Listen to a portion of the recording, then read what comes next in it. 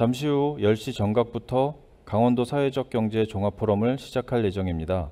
포럼을 시청하시는 모습을 인증샷으로 SNS에 올려주시면 추첨을 통해 경품을 증정할 예정입니다. 많은 관심과 참여 부탁드립니다.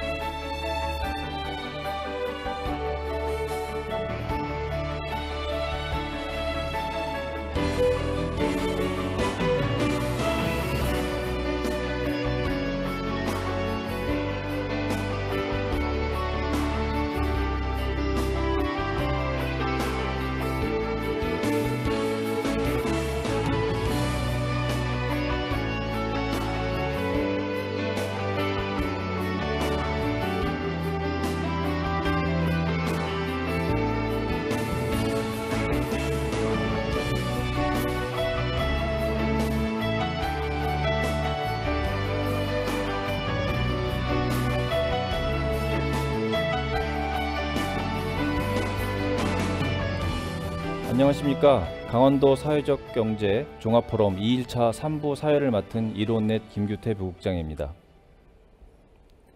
이번 포럼 사회를 맡게 돼서 개인적으로 큰 영광입니다. 강원도 사회적 경제의 미래를 그리는 여정에 함께 하게 되었기 때문입니다. 많은 기대가 되고 있습니다. 어제 시작됐는데요. 어제 행사를 시청해 주시지 못한 분들을 위해 포럼 진행 배경에 대해서 간단히 설명 먼저 드리고 시작하도록 하겠습니다. 2020 강원도 사회적 경제 포럼은 우리가 마주한 새로운 세상, 함께 만들어갈 특별한 내일이란 주제로 열립니다. 1차 종합발전계획을 기반으로 그동안 진행됐던 내용들을 한번 점검해보고 성과를 짚어보고요. 또 코로나19와 지방소별 위기 속에서 대응하기 위한 향후 발전 방안 등에 대해서 모색해보고 논의해보고자 합니다. 강원도 사회적 경제 포럼은 어제부터 오늘까지 이틀간 춘천 KTNG 상상마당에서 진행되고 있고요. 여러분들은 유튜브를 통해서 시청하실 수 있습니다. 포럼은 전체 5개 주제 5부가 마련됐습니다. 어제 진행된 1일차에서는요. 1부에서는 생태, 2부에서는 웰리스를 주제로 이야기를 나눴습니다. 오늘 2일차에서는요. 평화, 활력 등의 주제를 가지고 논의를 하고 그리고 마지막으로 강원도 사회적 경제의 미래를 그리는 종합 토론을 이어갈 예정입니다. 끝까지 시청해 주시기 바라면서요. 오늘 본격적으로 강원도 사회적 경제 종합 포럼을 시작하도록 하겠습니다.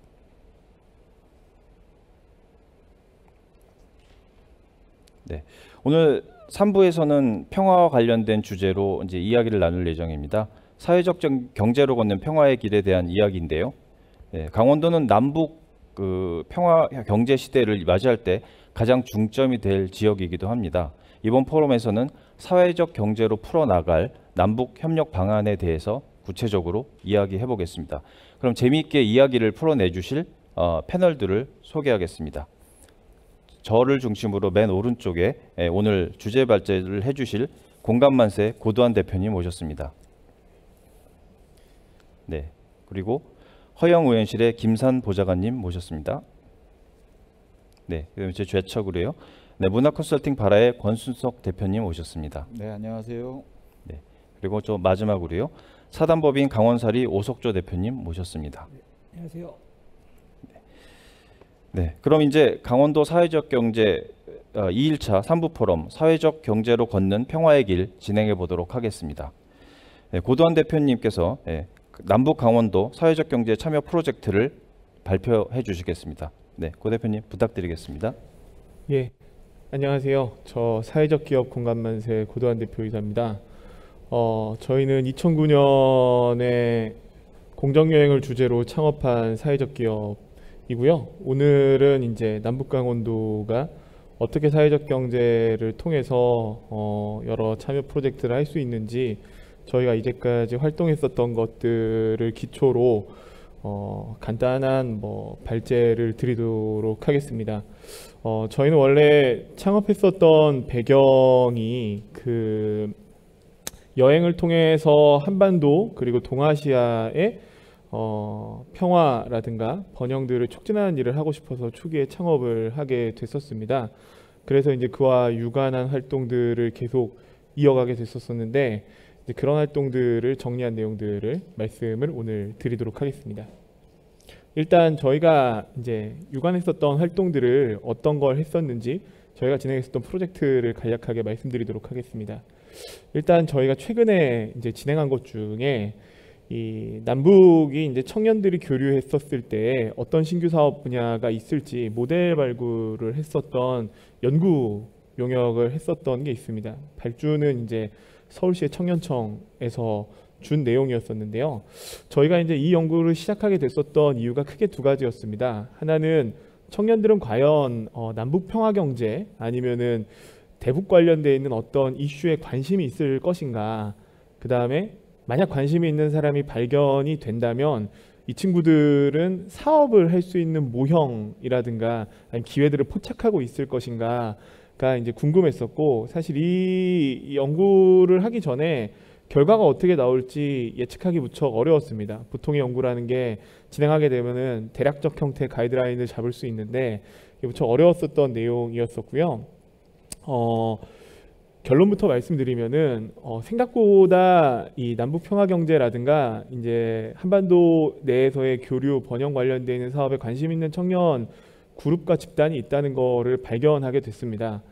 재미있는 거는 다들 기억하실지 모르겠지만 노무현 정부 때 이제 중고등학교를 다닌 친구들이 지금 30대 초반 중반에 들어서기 시작합니다. 20대 후반도 있고요.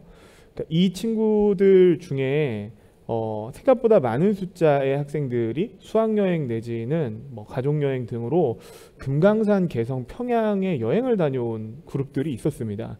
그러니까 이 친구들은 다른 집단, 그러니까 북에 여행을 가거나 북을 접하지 못했던 다른 집단과는 다른 형태의 감수성, 그 다음에 북을 바라보는 시선이 다르고, 그 다음에 같은 사업 기회를 포착해도 풀어내는 방식이 다르다는 거를 이걸 통해서 발견할 수 있었습니다. 특히 부산에서 만났었던 수학여행 갔다 왔던 그룹들이 있어서 그 그룹들을 인터뷰하면서 제가 많은 것들을 느꼈었는데, 확실히 보고 안 보고, 가보고 안 가보고, 접하고 안 접해보고의 차이가 크다는 걸 알 수 있었었고요.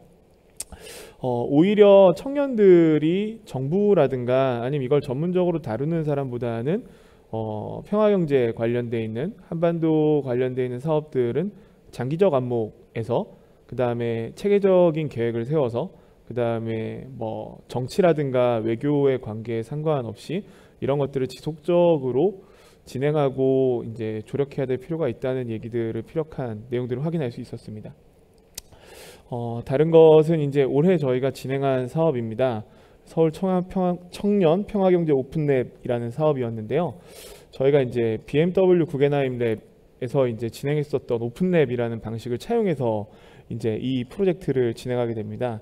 이제 원래 이 오픈랩이라는 거는 BMW랑 구겐하임이 미술관을 질 때 지역사회에 어떤 이슈와 문제가 있는지 시민들이 자유롭게 모여서 의제를 설정하고 이 의제를 미래 청사진으로 담는 구조를 통해서 이제 단순히 미술관 프로젝트가 아니라 어떻게 지역을 재생하고 운용할 수 있는지를 담아내는 프로젝트를 이제 오픈랩이라고 하는데, 이 내용들을 저희가 차용해서 청년들 중에서 이 평화 경제에 관련되어 있는 이슈들의 아이디어를 모아내고, 모은 아이디어 중에서 일부 선정된 아이디어를 오픈 테이블이나 오픈 포럼 형태로 진행해서 의제를 심화시키고, 그 중에 다시 5개의 아이디어를 뽑아서 최종 사업화 단계까지 지원하는 프로젝트들을 진행하는 과업이었고, 올해 내내 진행이 됐습니다.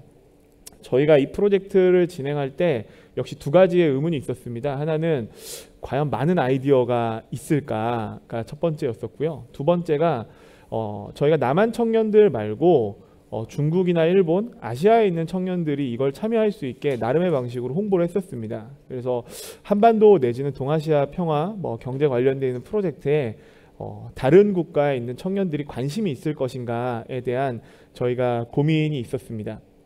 다행히 저희는 388개의 아이디어를 등록받을 수 있었습니다. 이 아이디어 중에서는 일본, 중국, 그다음에 태국, 부탄 같이 이제 아시아 국가에 있는 아이디어들도 접수받을 수 있었고요. 그 중에 이제 30개의 아이디어를 1차로 선발해서 이 친구들과 함께 이 의제를 심화하는 오픈 테이블을 주로 비대면으로 진행하게 됐습니다. 이제 굉장히 다양한 아이디어들이 모이게 됐었고, 아이디어를 모으면서 놀랐던 거는 저는 그런 걱정이 좀 있었습니다. 예를 들면 남한이라든가 아시아 청년들이 단순하게 북한을 지원하거나 도와줘야 된다는 이야기만 하면 어떻게 할까라는 고민이 있었는데, 388개 아이디어 중에 북을 단순히 돕고 지원하고 못 사는, 속된 표현으로 못 사는 나라이기 때문에 무조건 퍼줘야 된다 이런 류의 아이디어는 하나도 없었었고요. 오히려 북과 어떻게 미래를 준비하고 어떤 형태로 사업계를 포착하고 조력하고 이걸 어떻게 사업화할 것인가에 대해서 저희가 생각한 것보다 굉장히 톡톡 튀는 아이디어들을 모을 수 있었습니다. 그리고 이제 이 30개 오픈 테이블 중에서 다시 2차 심사를 걸러서 총 5개의 사업화 프로젝트를 선정하게 됐고, 1등부터 5등까지 정해서 총 3천만 원 상당의 사업개발비를 지원하고 사업화하는 것들을 인큐베이션하는 게 이 프로젝트의 최종 목표였었습니다. 이제 간략하게 소개해드리면은, 이건 이제 일본에서 재난 대응을 하는 단체인데, 이 단체에 있는 청년들이 제안했었던 거는 동아시아의 재난 대응 플랫폼을 만들자는 얘기였습니다. 그러니까 이 강원도는 아마 특히 그런 이슈들이 있으실 텐데, 북한 관련되어 있는 재난 정보가 남한에도 영향을 미치는 게 많이 있는데 제대로 이 정보들을 모으고 분석하는 곳이 없습니다. 그래서 가령 이 춘천이라든가 원주 같은 곳에 재난 데이터 센터 같은 거를 만들고 북한에 대한 재난과 관련되어 있는 광범위한 정보들을 모으고 이것들을 운용할 수 있는 플랫폼을 만든 다음에 국제사회가 단순히 재난만 다루는 게 아니라 현재 사회적 재난으로 일컬어지는 기후변화라든가 아니면 지금 이 코로나 팬데믹, 아프리카 돼지열병 같은 것들을 포괄적으로 다룰 수 있는 플랫폼을 운영하자는 얘기였었고, 이 단체는 다행히 이 남수단이라든가 이라크, 아프가니스탄 같은 곳에서 이런 운용들을 해본 경험이 있는 상태였기 때문에 꽤 매력 있는 제안이었다고 생각을 합니다. 다음은 이제 남한에 있는 청년들이 제안했었던 건데, 이제 향수를 관련돼 가지고 이제 향수라고 하면 이제 우리가 알고 있는 그 향수 제품이죠. 주로 이제 북한의 향들을 모티브로 해서 남한 내에서 상용화를 하면서 그 안에 이산가족이라든가 우리가 정서적 향수를 불러올 수 있는 사업들을 접목시켜서 운용하는 것들을 제안한 내용들입니다. 남한 청년들이 제안한 사업은 생각보다 나는 본격적으로 사업을 해볼 의사가 있다는 형태로 그냥 체계적 형태의 사업 개발과 비즈니스 모델이 제안이 되고 있는 상황이었습니다. 이제 요 프로젝트 같은 경우는 남한에 있는 대학생들과 중국의 복단대학교 학생들이 남한과 북한과 중국이 어떻게 하면 경제협력을 할 수 있는지에 대한 아카데미를 하자는 거였었는데, 중간에 연계했었던 단체는 싱가포르에 있는 조선 익스체인지라고 이미 북한 내에 들어가서 기업가 정신과 북내에서 퍼실리테이션 같은 것들을 교육하고 지원하는 청년 집단이 싱가포르에 존재하고 있습니다. 그 단체를 브릿지로 해서 이제 중국에 있는 복단대, 남한에 있는 대학생들이 북한에 있는 대학생들과 함께 경쟁력 아카데미를 하자는 제안이 있었었고요.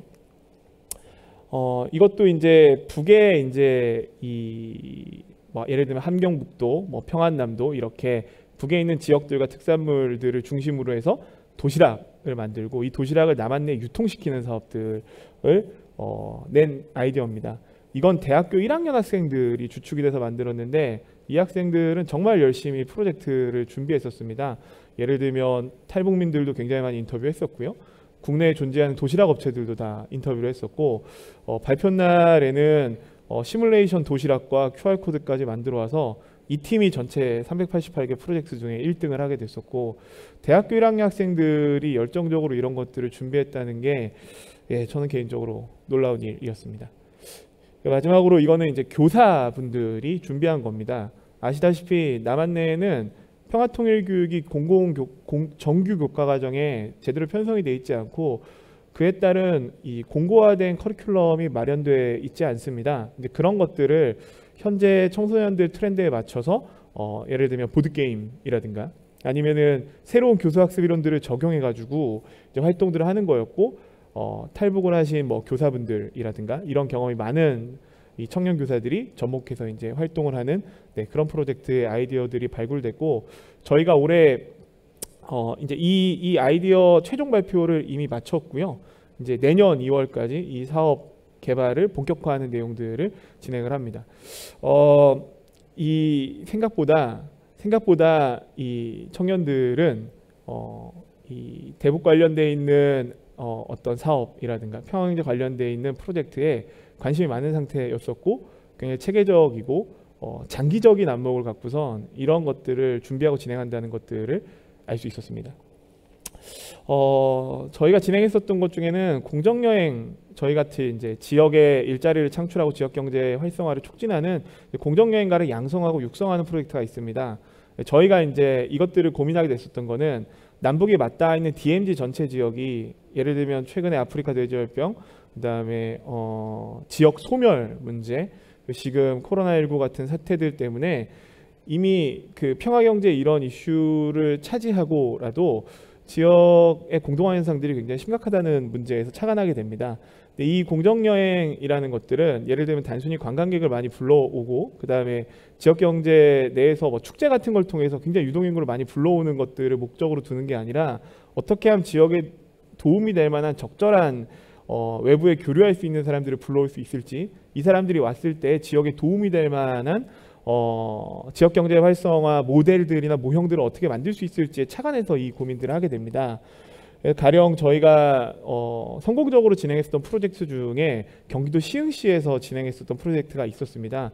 아시다시피 시흥도 관광을 하는 도시는 아닌데요. 평생학습마을이 주축이 됐었던 도시에 상대적으로 시흥 내에서 공동화 현상이 있는 지역들을 중심으로 이 지역의 이제 경력단절 여성들이 주축이 돼서 여행사를 만들고 이미 관내에서 반드시 여행을 갈 수밖에 없는 집단들을 포섭하고 관내에서 이미 관광 관련된 프로젝트가 진행되는 것들을 지역 기반으로 운용할 수 있는 것들을 전환시켜준 케이스입니다.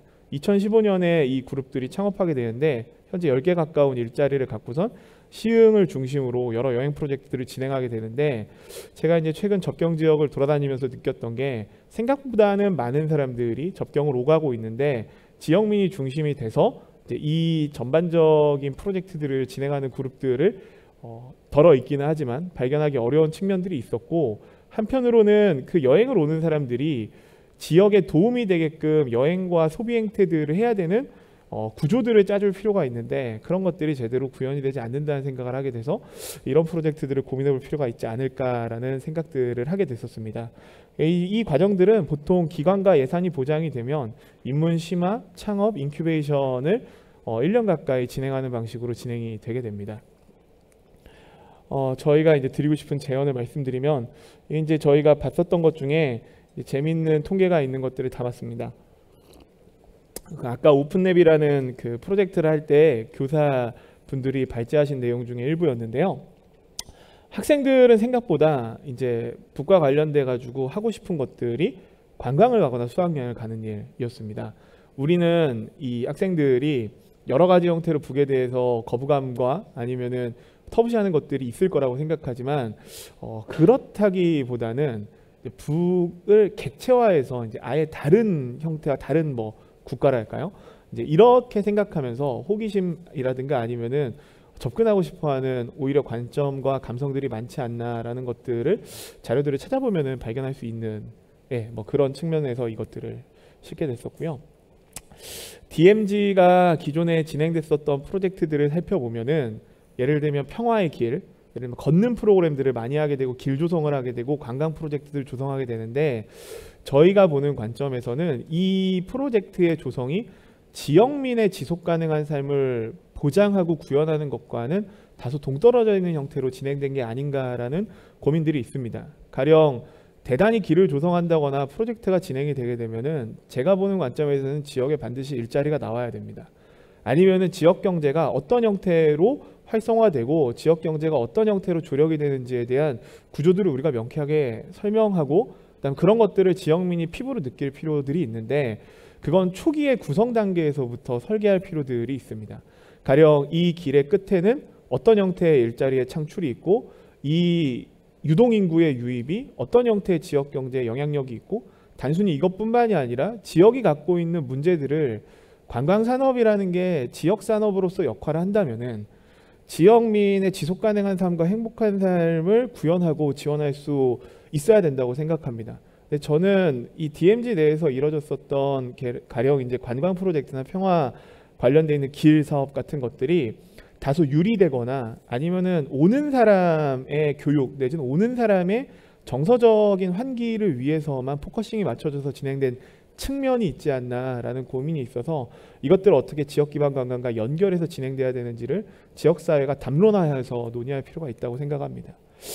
해외 사례를 말씀을 드리면 러시아와 일본의 쿠릴 열도가 계속 분쟁 상태인데 이것도 이제 심각합니다. 뭐 대치 상황으로 따지면은 DMZ 못지 않은데요. 이제 최근에 이곳을 이제 뭐 여기 보시는 것처럼 해산물 양식이라든가 뭐 온실 재배, 관광 등등의 몇 가지 이슈를 가지고선 공동 지대를 만들고 공동 사업을 할 수 있는 것들에 대해서 합의를 하게 됐고요. 이제 처음으로 일본 정부가 남쿠릴 섬을 러시아인들이 관광할 수 있게 열어주는 이런 역할들을 하기도 했습니다. DMZ도 언젠가 가능할 수 있는 프로젝트라고 생각하고요. 다른 하나가 이제 우리나라에선 주로 YMCA라는 조직이 이제 참여해서 했던 건데 팔레스타인 가자 지구가 아시다시피 전 세계에서 가장 분쟁으로서 뭐 예를 들면 폭격도 많고 그다음에 여러 이제 폭력적 이슈도 많이 있는데 올리브 나무를 심으면서 외국 사람들이 여행하는 프로젝트들을 평화여행이라는 이름으로 진행하게 됩니다. 이 분쟁 지역들은 다양한 국적의 외국인들이 들어가게 되면은 이 굉장히 격렬한 폭력 행위와 아니면 전쟁 사태, 분쟁 사태들이 억제되는 강력한 기제를 갖게 됩니다. 이 지역도 마찬가지의 효과들이 있었고요. DMZ 같은 경우에는 남한 사람이 많이 가는 것도 중요하지만 어떻게 괜찮은 이슈를 갖고선 해외 사람이라든가 아니면 이슈들을 테이킹할 수 있는 것들로 설정하는 건지가 굉장히 중요하다고 생각을 해서 이제 이 사례를 가지고 와봤습니다. 다른 것은 DMZ 내에 이제 앵커 시설들이 유치하는 방안들이 있는데요. 개인적으로는 UN 조직들을 유치할 수 있는 방안들을 강원도와 지역사회가 모색할 수 있으면 어떨까라는 생각을 갖고 있습니다. 가령 이제 UN 산하에는 세계 관광기구라는 게 있는데 동아시아 본부가 굉장히 큰 도시에 있을 것 같지만 현재 일본의 나라라는 작은 도시에 있습니다. 이 나라는 오사카 옆에 있는 우리나라로 따지면 경주 같은 도시인데요. 나라가 이 고대 사회 때에 국제사회랑 교류하고 그 다음에 이 공동체적 구현을 했었다는 이유를 갖고선 오사카에 위치했었던 사무소를 옮겨와서 이제 다시 유치하게 되는 상황을 갖게 됩니다. 최근에는 서울시에서 UNWTO 센터 같은 거를 어떻게 유치할 수 있을까에 대한 고민 정도를 한 사례가 있는 걸로 알고 있는데 DMZ가 평화관광, 그 다음에 동아시아 공동체, UN의 기본 헌장에 의거한 형태의 의제들을 담아갖고 센터 같은 것들을 유치하고 고민할 수 있으면 어떨까라는 생각이 있고요. 최근 사례 중에서 굉장히 재미있는 게 UN 헤비타트에서 한국위원회를 둔 사례입니다. UN 해비타트의 경우는 각 국가의 위원회를 둔 사례가 한국이 최초인데요. 청년 주거와 지역 재생 관련되어 있는 한국 내에 예산을 확보하게 되고 전 세계 국가 중에는 처음으로 국가위원회를 한국에 두게 됩니다. 그러니까 이런 사례들을 보면은 독특한 의제와 그 국가의 의지가 확인되면은 네, 유엔 관련된 조직들을 유치할 수 있다는 것들을 확인할 수 있고요. 다른 나라로는 미래 세대 육성과 남북뿐만 아니라 동아시아 사람들이 와서 교육하고 배우고 의제들을 심화시킬 수 있는 유엔 대학 같은 것들을 유치하면 어떨까라는 고민도 갖게 됐습니다. 참고로 유엔 대학은 모두 아시다시피 보통은 전쟁의 상흔이 짙거나 분쟁이 있었던 지역들에 캠퍼스를 두는 경향성이 있습니다. 그러니까 이 대학은 단순히 그냥 유엔 대학으로서만 기능을 하는 게 아니라 그 지역이 갖고 있었던 여러 가지 이슈들을 해결하는 프로젝트들을 연구하고 국제사회에 그 담론들을 제시하는 형태의 역할들을 하기 때문에 이 대학이 세워지고 전 세계에 있는 인재들이 와서 남북 강원도를 중심으로 어떻게 하면 인류가 평화 경제와 공동 번영을 이룰 수 있는지에 대한 프로젝트들을 연구하는 것이 의미 있을 거라고 생각했습니다. 마지막은 아까 이제 팀에서 제안했었던 것 중에 저희가 하나 가져와 봤던 건데 남북 강원도가 재난 데이터 센터 같은 것을 공동으로 구축하는 겁니다. 제가 알기로는 강원도가 이 데이터 관련돼 있어서 다른 시도에 비해서 센터도 유치하고 있고 준비하고 있는 강점들이 많은 걸로 알고 있는데 관련돼 있는 것들 중에서 재밌는 게 전 세계에 이 재난을 다루는 데이터 중에서 가장 취약한 데이터 중에 하나가 북한 데이터라고 합니다. 그 재난 데이터는 진위 여부라든가 아니면 이 정확성 여부가 중요한 게 아니라 데이터의 방대한 양이 중요하고 이 방대한 양을 갖고선 전문가들이 어떻게 시선적으로 이걸 분석하고 이야기할 수 있는지가 굉장히 중요하다고 합니다. 그럼 지리적인 여건상으로도 가깝기도 하고 그 다음에 남한 내에서 어쨌든 휴민트가 작동하는 측면들이 있기 때문에 이런 것들을 여기 두는 것들이 의미가 있을 거라는 생각들을 한다고 생각했습니다. 마지막으로 말씀드릴 건 당면과제입니다. 저는 아까 DMZ 관련되어 있는 이슈, 남북강원도 관련된 이슈는 일단 DMZ의 공동화라든가 지역소멸 문제들을 해결해야 된다고 생각합니다. 그러기 위해서는 이걸 체계적으로 해결할 수 있는 기반 조성들을 해줄 필요가 있는데 그런 측면에서는 지역 기반 관광을 이제 조성할 수 있는 공정관광 육성 지원조례 같은 것들은 강원도가 제정하고 기초지자체들이 따라서 제정해야 될 필요가 있다고 생각합니다. 다행히 타 시도에서 이런 비슷한 이슈를 갖고 있는 곳들이 조례를 제정하고 이미 사업들을 운용하고 있기 때문에 이런 것들을 어떻게 하면은 진행할 수 있는지에 대해서 체크를 해볼 필요가 있다고 생각하고요. 관광이라고 해서 꼭 관광이 활성화되어 있는 곳들이 기반을 조성하진 않았습니다. 전국의 공정관광조례를 최초로 제정했었던 곳은 대전광역시고요.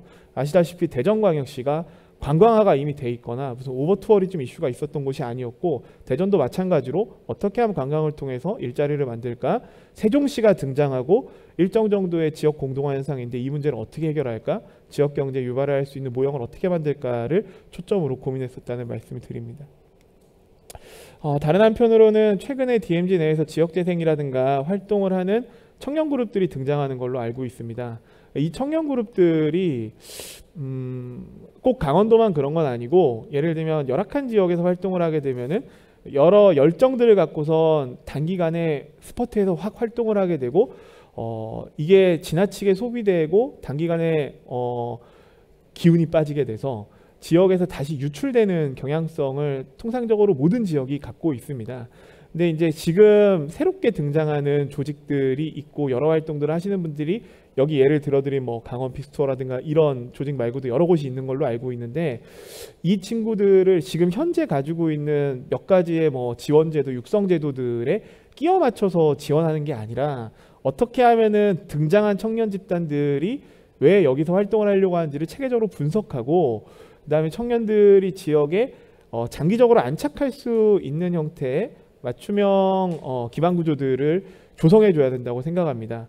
근데 이제 제가 최근에 많이 조사하지 못했지만 들어보고 조사해 본 결과 기존에 있는 현행 제도에 껴맞추고 그 다음에 접복시키는 형태로 지원이 이루어지지 않나라는 약간의 우려가 있어서 이런 것들을 말씀드리게 됐습니다. 저는 코로나 이후에 민간 교류도 마찬가지고 여행도 마찬가지고 이전에는 불특정 다수들이 여행을 했었다면 앞으로는 특정한 소수들이 여행하는 걸로 패턴이 바뀔 거라고 생각합니다.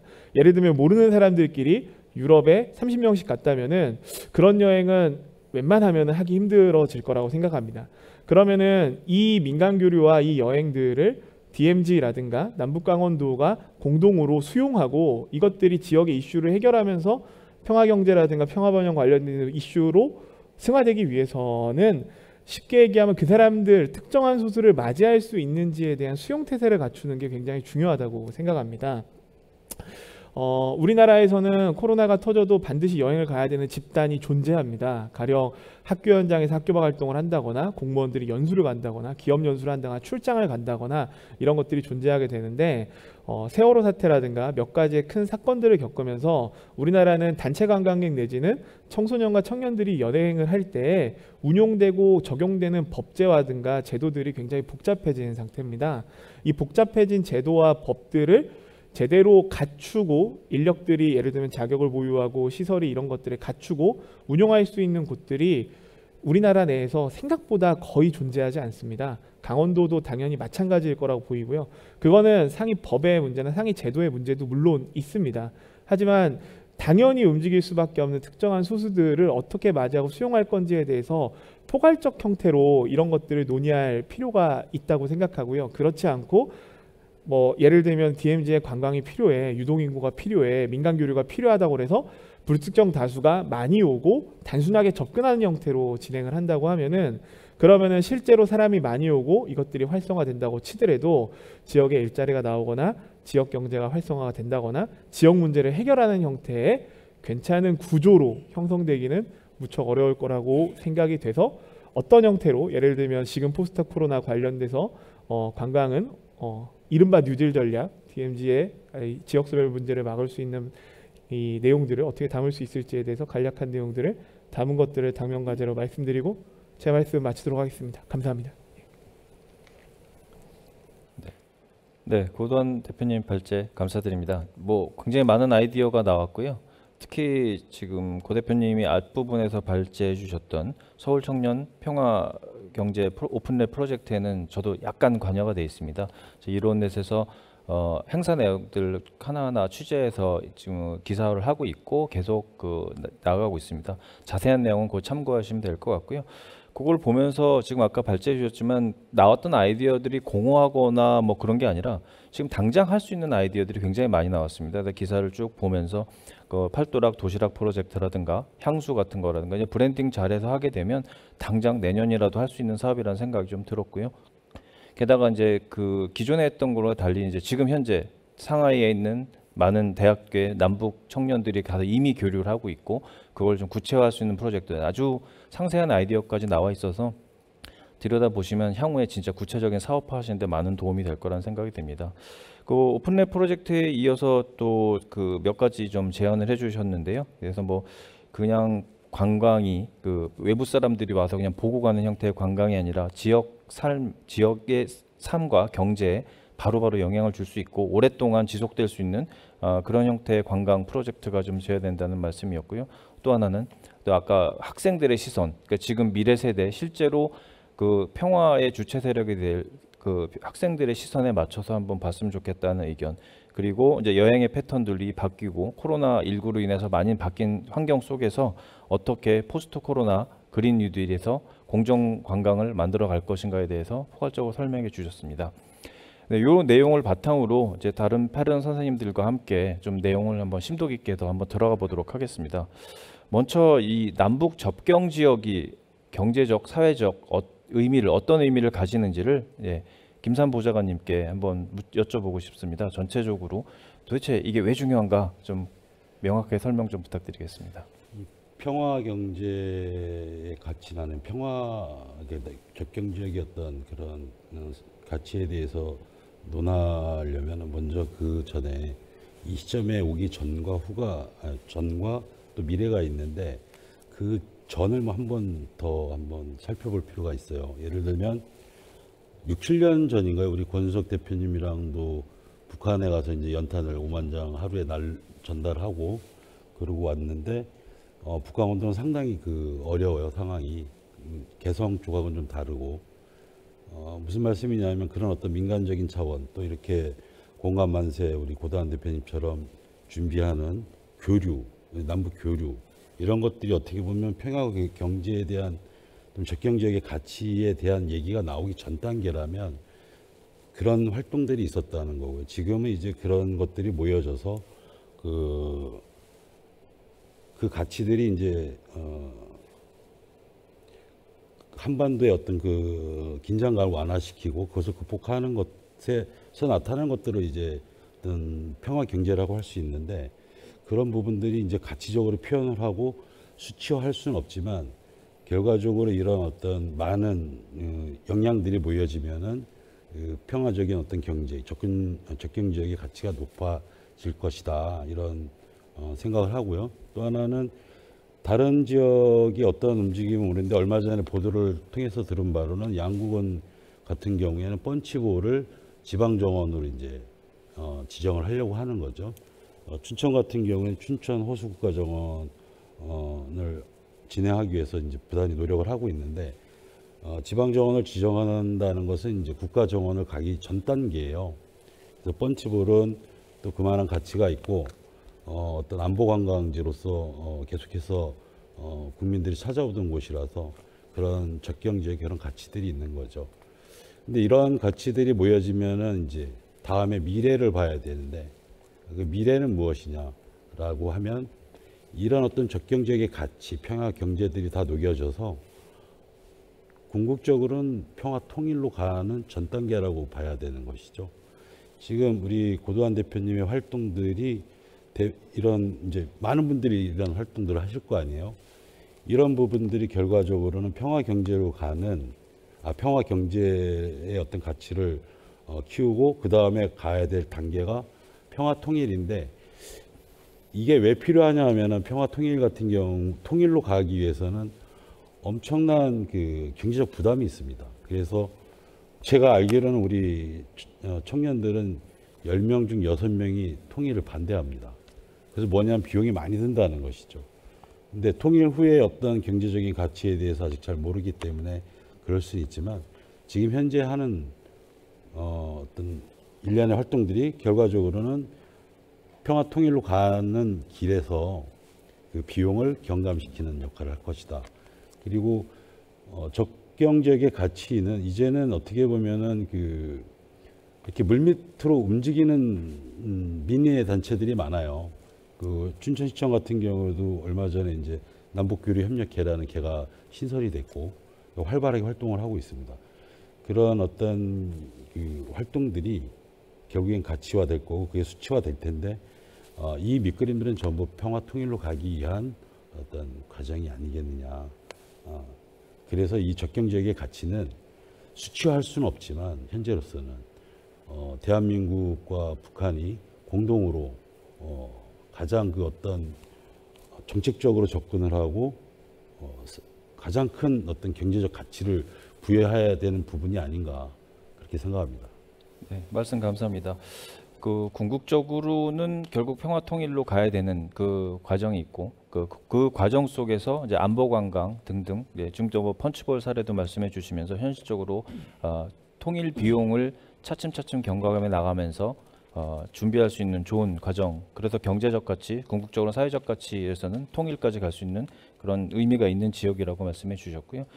근데 그 과정에서 이제 여기서 저희가 이제 들여다봐야 될 것은 이제 사회적 경제라는 관점을 가지고 어떻게 이 사업을 해 나갈 건가가 이제 궁금해지지 않을 수 없는데요. 이 부분에 대해서는 권순석 대표님께 좀 여쭤보고 싶은 게 있습니다. 강원도 접경 지역에서 이제 사회적 경제가 결합된 관광 상품은 어떤 게 가능한지 한번 좀 여쭤보고 싶거든요. 네. 뭐 사회적 경제라는 게 뭐 다 아시겠습니다. 일단 가치 경제라고 저는 생각을 해요. 그러면 우리가 접경지대에서 어떤 가치들을 고민해 볼 수 있는가가 사실은 먼저 선행돼야 될 부분들인데요.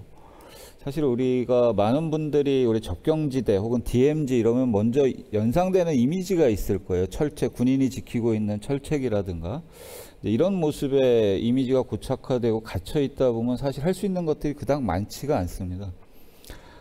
굉장히 표피적인 방식의 교육 투어나 이런 것들 외에는 사실은 지금까지도 그래 왔고요. 이 한계들을 좀 벗어나기 위해서는 접경 지역이라고 하는 것에 대한 실체를 바로 보는 작업이 우선돼야 될 필요가 있다라고 보여지는데요. 실제로 군사분계선 남측 북측으로 2km까지가 사실 DMZ 이렇게 되어 있습니다만 실제는 남북의 그 경계 접점이 700m 이내인 곳들도 굉장히 많아요. 그러면 그 나머지는 이미 사람들이 주민들이 들어와서 살고 있는 곳입니다. 그래서 한동안 우리가 DMZ를 PLG, 그래서 피스 앤 라이프 존으로 만들자 뭐 이런 이야기들 많이 했죠. 그 핵심은 그곳에 살고 있는 사람들이라는 생각이 듭니다. 그런데 이제 그런 사람들의 이야기들, 삶의 모습들이 사실은 이 접경지를 구성하고 살아가는 그 삶의 모습들 그 자체가 사실은 사회적 가치 차원에서의 새로운 어떤 여행의 소스가 되기도 하고 가치가 될 수도 있는 부분들인데 사실 이런 것들이 활발하게 만들어지진 않았던 것 같아요. 기존에는 여전히 안보 관광 혹은 고착화되어 있는 이미지를 세일즈하는 방식으로만 접근을 해왔는데 아까 우리 고단 선생님 청년들의 그 다양한 아이디어 완전히 이제 반전이잖아요. 뛰어넘어 버리잖아요. 이런 식의 이제 접근들이 가능한 곳. 그래서 지금까지 어떤 게 있었냐라고 물으면 참 대답하기가 어려운데 앞으로 어떤 일이 벌어질 것이냐라는 질문으로 만약 대체해서 생각해 보면 굉장히 다양한 것들이 가능한 곳이 접경 지역 아니겠는가. 그리고 강원도 차원에서만 보더라도 저는 개인적으로 그 이제 뭐 관광 혹은 여행이라고 하는 것을 어떻게 조작적 정의를 하냐 하면 사실은 어떤 자연의 차이 혹은 문화의 차이를 확인하러 움직이는 것이 이제 여행이고 관광이라고 본다면 지역의 어떤 문화들 혹은 자원들, 인문 자원들, 삶의 행태들이 존재하는가를 찾아보는 작업들이 되게 중요하죠. 그래서 강원도 같은 경우는 통상적으로 뭐 자연, 문화 이런 차원에서 보면 뭐 백두대간 그리고 동해바다, 그다음 뭐 북한강 이제 이런 어떤 문화권의 개념들을 가지고 여행의 기본 방식들을 제안하기도 해왔는데 하나가 더 있는 거죠. 그게 바로 저는 DMZ 접경지대라고 생각을 합니다. 그러니까 이건 사실은 긴 역사를 갖고 있지는 않죠.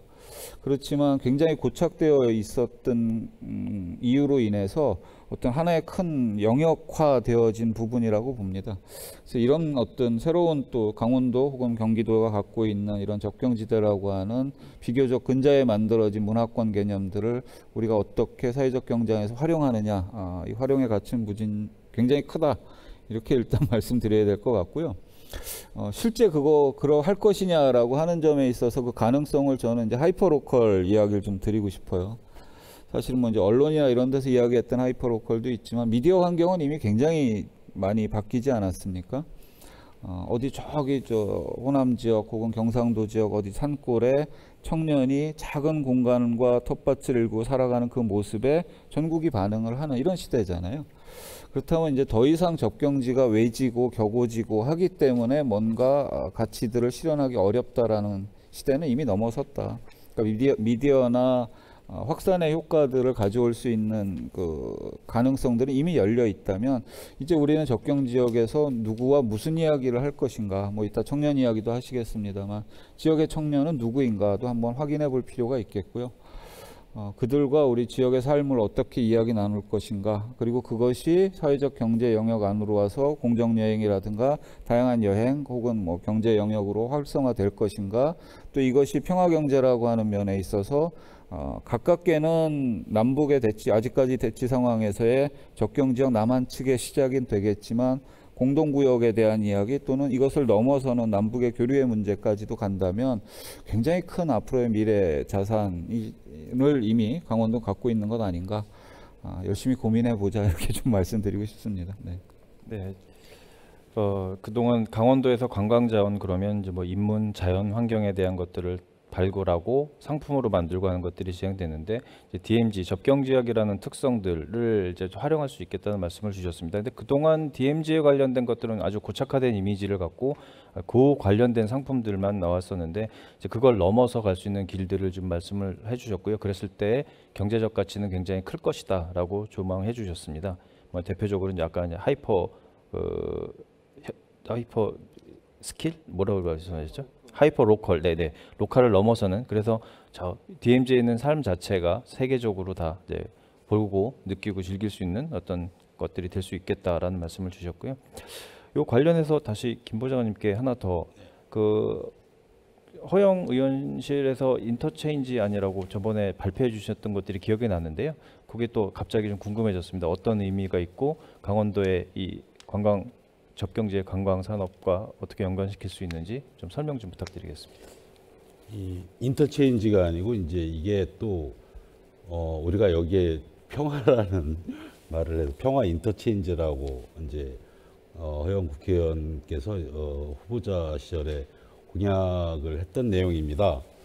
이 부분은 좀 근데 그림을 그려야 돼요. 마음속으로 그리든 뭐 연필을 가지고 그리시든 이 부분은 어떤 거냐면 이제 원주, 홍천, 춘천을 연결하는 내륙 종단 철도를 놓고 2027년에 완공되는 동서고속철도가 있습니다. 속초, 뭐 인제, 양구, 화천, 이제 춘천까지.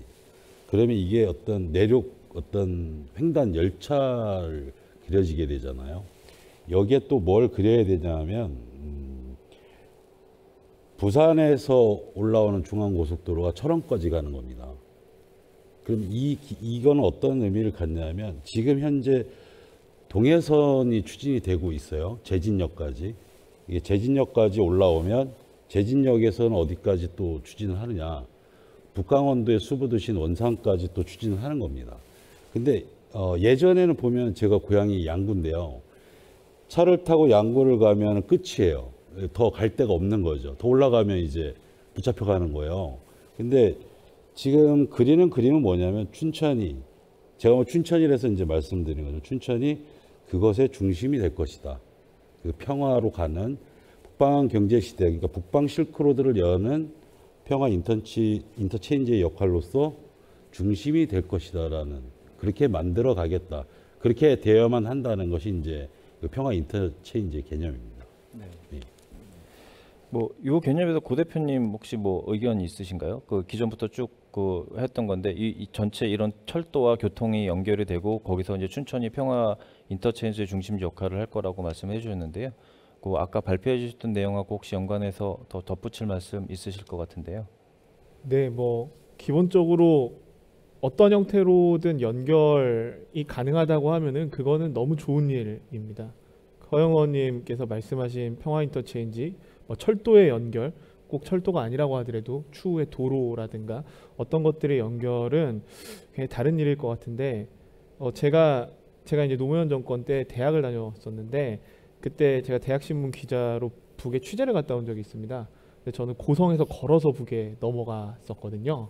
근데 이게 여러 사람들이 차를 타고 넘어가는 경우도 있고 그 당시에 배를 타고 가는 경우도 있었고 비행기를 타고 가는 경우도 있었는데, 저는 걸어갔다 온 경험이 저한테 다른 사람에 비해서 남다른 경험이라고 생각합니다. 그러니까 그 금단의 이 공간들이 연결이 될 수 있고 내가 접근이 될 수 있고 이것들을 접할 수 있다는 것들이 이미지 속에 있고, 이것들의 경험이 있는 사람과 없는 사람의 차이는 굉장히 크다고 생각하고, 아까 권 대표님이 잠깐 말씀해 주셨는데 젊은 친구들은 그냥 북한이 해외와 같은 현상인데 그러니까 언젠가 갈 수 있고 뭔가 할 수 있다라는 이제 일정 정도의 희망이 있는 그룹들이 있다고 생각을 합니다.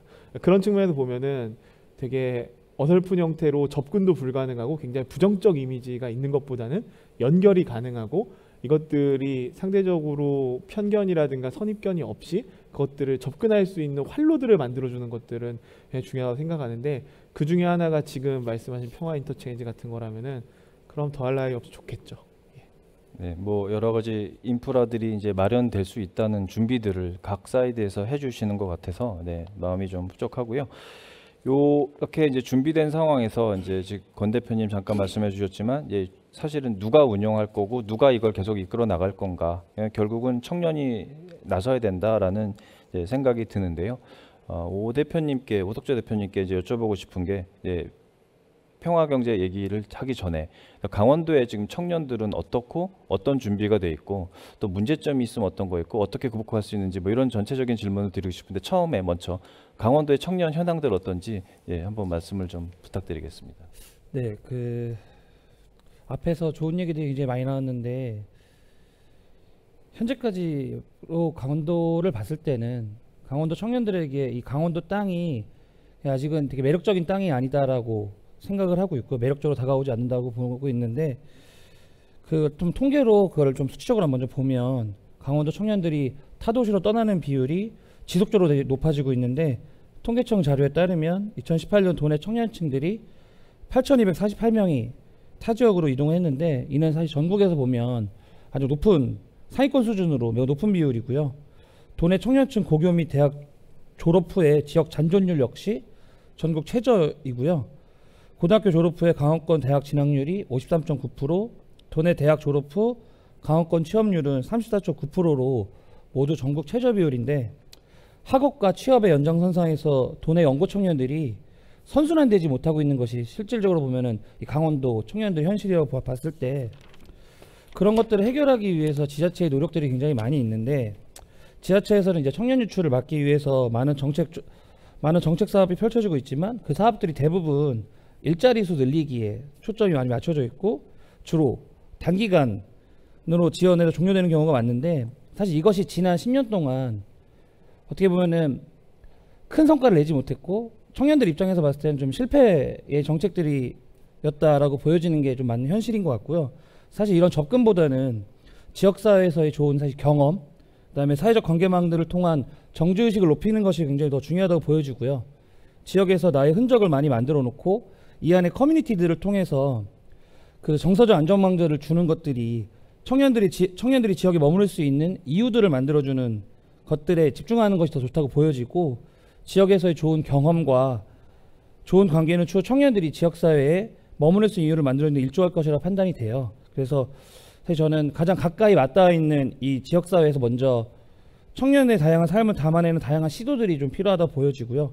기존 정책이 수행하고 있는 거대 담론들 안에서 생략된 작은 단위의 단계들을 메워주고 완충하는 역할을 이 사회적 경제 영역 안에서 수행할 수 있을 거리라 판단이 되고요.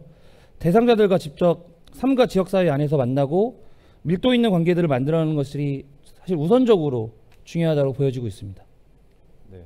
지금 이 다른 지역으로 넘어가는 비율이 다른 데보다 높다고 말씀을 하셔서 조금 걱정은 됩니다. 그래서 청년들이 강원도에 와서 지역사회의 매력을 느끼고 정주하고 그다음에 안정적으로 살고 그다음에 더 즐거움을 찾아갈 수 있는 그런 방법을 조금 말씀해 주셨는데요. 좀 더 디테일하게 작은 단위의 정책들이 나오고 그걸 지원할 수 있는 부분에서 사회적 경제 역할이 있다라고 지적을 해주셨습니다. 권 대표님께 더 이제 연결해서 질문. 아까 청년 얘기 잠깐 해주셨지만 이제 그래서 그러면 청년들이 이 관광과 그 접경 지역에서 평화 경제를 갖고 어떻게 할 수 있는지를 좀 여쭤보고 싶은 건데요. 구체적으로 그 평화 관광 관련해서 그 청년들이 강원도에서 좀 기여할 수 있는 바 어떤 거가 있을지 좀 말씀을 좀 여쭤보고 싶습니다. 그 제가 뭐 이런 이야기를 해야 되는 입장, 어떤 스탠스에서 이제 뭐 선배 세대가 이미 되어버려서 이제 청년 후배 세대들에게 하는 이야기여야 하는 건지, 혹은 어떤 정책에 제안하고자 하는 이야기를 해야 되는지 사실 좀 조금 애매하긴 해요. 오늘 이 자리가 저로서는.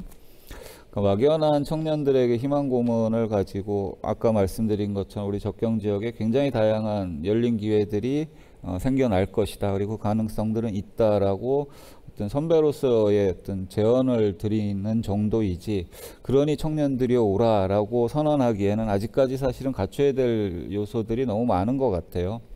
사실 그런 부분들이 사회적 경제 영역이나 혹은 공공 영역에서 조금 담보해 줘야 되는 안전장치들을 좀 해야 될 부분들이라고 생각이 되고요.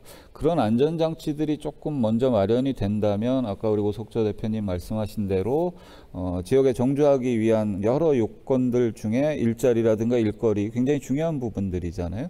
그리고 그들을 지지하고 환대해 줄 수 있는 사회적 토대와 분위기 만드는 것과 더불어서 뭐 주거의 문제, 일자리의 문제, 뭐 사회적 연대의 문제, 지지, 환대의 문제, 이런 것들이 다 문화의 문제, 뭐 이런 것들이 다 복합적으로 마련돼야 될 부분들인데 어느 개인이나 뭐 사기업 영역에서 할 수 있는 건 아니라고 봅니다. 굉장히 공공적인 작업들이어서 그런 토대들이 좀 된다면, 이게 전제입니다. 너무 비판하지 마시라고. 이런 것들이 좀 된다는 전제하에 사실 DMZ 접경 지역에서의 청년의 활동들은 아까 뭐 우리 발제에서도 나왔습니다만 굉장히 다양한 가치 가능성들을 갖고 있다. 크게 보면 왜 그런 거 하니 사실은 누구도 손대지 않았던 곳입니다. 그러다 보니까 뭐 이게 상상력의 어떤 자원이 될지 모르겠는데 예를 들면 이런 거예요. 철원에 그 춘천에 김유정 선생이 있다면 문학촌도 있고요. 철원에 문인을 하나 꼽으라면 이제 이태준 선생 같은 분을 뽑을 수 있겠죠. 그런데 그간에는 사실 월북 작가라고 하는 일종의 낙인 효과 같은 것들로 인해서 많이 이렇게 부각되어지지 못했습니다. 그래서 또 재조명하는 운동들이 또 지역 차원에서 벌어지고 하는데 재미난 건 뭐냐, 이 재미나다고 표현해도 될지 모르겠는데 그 소설가가 썼던 그 소설 속의 장면들이 철원에 그대로 있다는 거예요. 왜냐하면 아무런 개발 행위나 뭐 이런 것들이 없었기 때문에 적경 지역이어서 가능했던 부분들입니다. 그 뭐 제가 지금 정확하게 문장까지 기억나지는 않는데 예를 들어서 무슨 철도 기차가 지나가는 그 밑에 굴다리 밑에 무슨 개울에서 아이들이 깨벗고 노는 장면들을 찾아가서 그 자리를 보면 정말 그 수십 년 전에 그 장면이 그대로 이렇게 묘사되어 있는 듯한. 그러니까 저는 이것이야말로 정말 우리가 활용하기 좋은 소스이다. 이것을 청년의 상상력 그리고 그 실행력들이 덧붙여진다면 기성세대들이 갖지 못한 무궁무진한 어떤 가능성들을 열 수 있지 않을까. 이건 시공간을 좀 넘나드는 작업일 수도 있겠다. 이런 상상도 해봤고요. 뭐 기왕 철원 이야기를 드렸으니까 뭐 이런 것도 있습니다. 사실은 어떻게 해석하느냐의 문제인데 사실 1000년 이상의 레이어가 겹쳐 있는 도시이기도 하잖아요. 공교롭게도 궁예가 강릉, 그러니까 명주죠. 명주에서 이동을 해서 뭐 중간중간 기록이 좀 있더라고요. 보니까 원통, 그러니까 인제 지역에서 저족이라는 데를 치고 식량을 얻어서 계속 서진을 합니다. 그리고 자리 잡은 게 이제 철원이고 궁예도성인데 하필인 그 궁예도성이 한 치의 오차도 벗어나지 않고 DMZ 안에 딱 들어가 있는 마치 예견이나 한 양. 그리고 그 이동한 루트가 딱 DMZ를 따라서 이동해 왔다는 것. 그리고 거기에 나라를 세웠었고 그 나라는 또 없어졌고 그 이후에 일제강점기에 소위 말하는 계획도시 신도시라는 것들이 세워졌고 또 허물어졌고 지금의 철원의 모습을 또 갖고 있는 이런 어떤 레이어의 겹침들을 사실은 우리가 청년의 상상으로 풀어보자면 이게 뭐 게임이 될 수도 있을 것 같고요. 우리 가상 속에 있었던 과거의 모습들을 현재화하는 작업들 이건 굉장히 다양한 기술적 요소들과 맞물려서 말 그대로 살아있는 도시 자체가 박물관일 수도 있는 뭐 이런 것들을 우리가 같이 경험하게 할 수도 있고 근데 이게 사실 기성세대들의 상상력으로 빈곤해져요.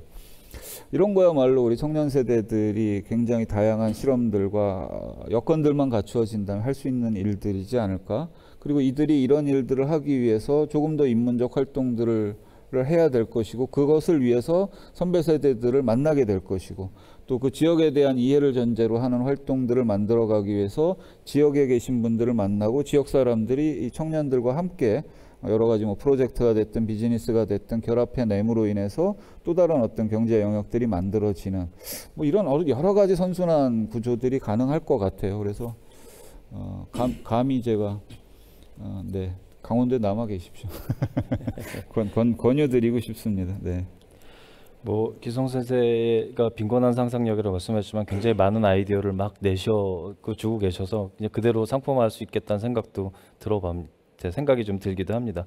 뭐 기성세대 역할과 사회적 경제가 지금 해야 될 것들은 청년들이 실제로 초기에 들어와서 어려움을 겪지 않도록 안전장치를 해야 된다라는 말씀으로 좀 이해가 됐고요.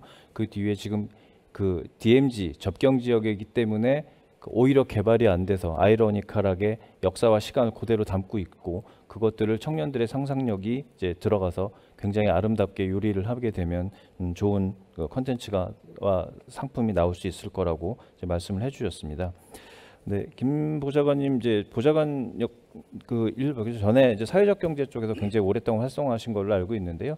강원도 청년에 대해서 좀 한마디 좀 부탁을 좀 드리겠습니다. 지금 상황이 어떤지부터 해서 아이디어들이 좀 있으실 것 같아서요. 네네. 저도 사회적 경제에 한 8, 9년은 몸을 담았었죠. 근데 뭐 결과는 뭐 참혹하게 좀 안 좋았습니다. 그것은 뭐냐면 좀 앞서갔던 부분도 있고 지금 하면 잘 될 것 같은데 그때 좀 앞서갔었던 것 같고요. 그렇지만서도 그 청년은 항상 보다 나은 미래를 준비해야 된다는 과제를 항상 안고 있다고 저는 생각을 하기 때문에 항상 새로운 아이디어들을 발굴해내야 된다고 생각합니다. 적경 지역에서 보면은 예를 들면 화천 같은 경우에는 2년 전인가 제가 한번 우연찮게 봤는데 철책선을 잘라서 액자로 만들어서 뭐 판매하는 그런 일도 있었던 것 같고요. 그런데 이제 제가 그 8, 9년 동안 하면서 느꼈던 것은 어쨌든 이것은 관과 그 우리 영역에 사회적 경제 영역에 있는 것에 어떤 많은 그 협력들이 필요로 해요. 아직까지는 단독으로 하기에는 상당히 버거운 부분도 있고 어쨌든 지원 사업도 있기 때문에 그럴 수 있는데 더 구체적이어야 한다는 거고요. 예를 들면은 19년 6월 22일 그 오슬로 포럼에서 문재인 대통령이 접경위원회를 설치해야 된다고 주장을 하셨어요. 이 모델은 뭐냐면 제 기억으로는 74년도쯤에 그 독일이 통일을 하면서 만들었던 그런 위원회인 걸로 제가 기억을 하는데요. 그 위원회를 구성을 해야 한다고 하니까 강원도에서는 거기에 분과를 설치해야 된다고 하고 지금 이제 이런 식으로 하부 단위로 내려와서 시청에도 이제 교류 협력계가 생겼는데 이런 부분들, 그러니까 이 추진단까지 추진이 되면서 우리가 있는 이 사회적 경제 영역과 이 관이 같이 밀접하게 교류하고 움직여야 된다. 그리고 또한 독일이 통일이 되면서 62개 지자체하고 어떤 자매결연을 맺은 거예요. 그래서 그쪽에서 공동체도 기여한 바가 있는데 이런 부분들이 같이 가야 된다는 거죠. 그래서 민과 우리 추진 체계와 또 관과의 어떤 유기적인 흐름으로 인해서 사회적 경제가 발전할 수 있지 않겠느냐 이런 생각입니다. 네, 저 해외 사례 말씀해 주시면서 이제 사회적 경제와 이제 관과 정책과 연결돼서 갈 수 있는 사례 말씀해 주셨고요. 고 대표님 발제해 주신 부분 중에 서울 청년 쪽을 아까 주로 해서 이번에 오픈랩 프로젝트를 하셨는데 강원도에서 하게 된다면 어떤 아이디어가 혹시 나올 수 있는지 청년들 관점에서 혹시 좀 떠오르시는 게 있을까요? 제가 지역 사정을 아주 내밀하게 잘 알고 있지는 못해서 지역에 어떤 얘기를 들어야 되는지 고민이 좀 되는데 예를 들면 강원도에서 진행을 한다고 하면은 제가 봤을 때 서울에서 진행하는 것보다 청년들 입장에서 여건이 좋을 거라고 생각이 되지는 않습니다. 이제 청년들이 새로운 의제를 다룰 때에 공공이라든가 지역사회가 이제 실패를 허용하지 않는 방식으로 세팅하는 경향성이 있습니다. 근데 사실은 창업이라는 게 제가 보는 관점의 서구 사회에서는 청년들이 교육하고 실험하고 성장할 수 있는 이런 뭐랄까 그런 난장으로 창업이라는 게 쓰이는 거지 우리나라처럼 창업해서 무조건 성공하고 돈 벌고 그 다음에 뭐 부자가 되고 뭐 이런 형태로 접근하는 설계는 문제가 있다고 생각하고 그동안에 이른바 평화경제 분야에서도 일정 정도 중앙정부나 지자체에서 청년들이 결합되는 방식들은 반드시 성공하는 모델들을 발견해내고 뽑아내려는 경향성이 분명히 있었던 것 같습니다. 근데 강원도 내에서는 그런 청년들이 얼마나 있는지를 확인하고 이 청년들이 실패하더라도 그걸 통해서 어떻게 지역사회에 안착하고 변화하고 성장할 수 있는지에 대한 방식으로 설계해야 되는 게 하나가 있을 거라고 생각하고요. 다른 하나는 저는 청년들이 유목하는 특성을 갖고 있다는 것들을 반드시 인정해줘야 된다고 생각합니다. 그러니까 이게 청년들한테 지역사회나 중앙정부가 어느 특정 지역의 사업을 지원하게 되면은 반드시 지역에서 정착하고 지역성을 갖고 오랜 기간 동안 살고 결혼하고 아이도 낳고 이제 이런 것들을 요구하는 형태의 설계가 반드시 된다고 생각하고 그 어쩌면 필연적이라고 생각하는데 근데 다른 한편에서 보면은 다양한 사회를 통해서 유목하고 자유로운 청년들이기 때문에 창의적 아이디어가 가능하고 다양한 시도들이 가능하고 외부에서 자원들을 유입시킬 수 있고 본인도 밖으로 나가갖고 자연스럽게 연계하고 홍보하고 임팩트를 가져오는 활동들을 할 수 있다고 생각하는데 너무 지역들을 오히려 어려운 지역일수록 강조하는 형태의 프로젝트를 설계하게 되면은 굉장히 숨막혀하고 그 창의성과 톡톡 튀는 청년의 강점이 사라지면서 그냥 일을 잘 못하고 그 잘 가꿔지지 못한 일종의 인재로 낙인 찍히는 경향성들이 있는 것 같아서 이런 것들을 좀 유의하면서 강원도에서는 예를 들면 오픈랩 같은 형태의 행사를 한다고 하면은 그런 특성을 좀 더 고려해주는 설계가 되면 좋겠다고 생각합니다. 네, 뭐 비단 그 지금 말씀해 주신 사례뿐만 아니라 사실 국내에서는 창업하고 실패하고 이런 것들이 재기가 불가능한 형태로 가는 경우가 너무 많기 때문에 근데 그런 상황에서 더더욱 열악한 상황에서 뭔가 시작하게 되면 더욱 안 좋을 것 같아서 그런 거에 대한 좀 인식 전환과 어떤 지도 재원이 좀 필요하다는 말씀으로 이해했습니다. 전체적으로 지금까지 토론에서는 강원도 이 접경지역 평화경제에 굉장히 큰 가능성이 있고 해야 될 거고 할 수 있는 게 많다는 이제 의견을 모았고 그러나 지금 현재 강원도의 청년의 지금 상황은 청년들한테는 그렇게 녹록하지 않은 상황이었다라고 지금 정리가 좀 되는 것 같습니다.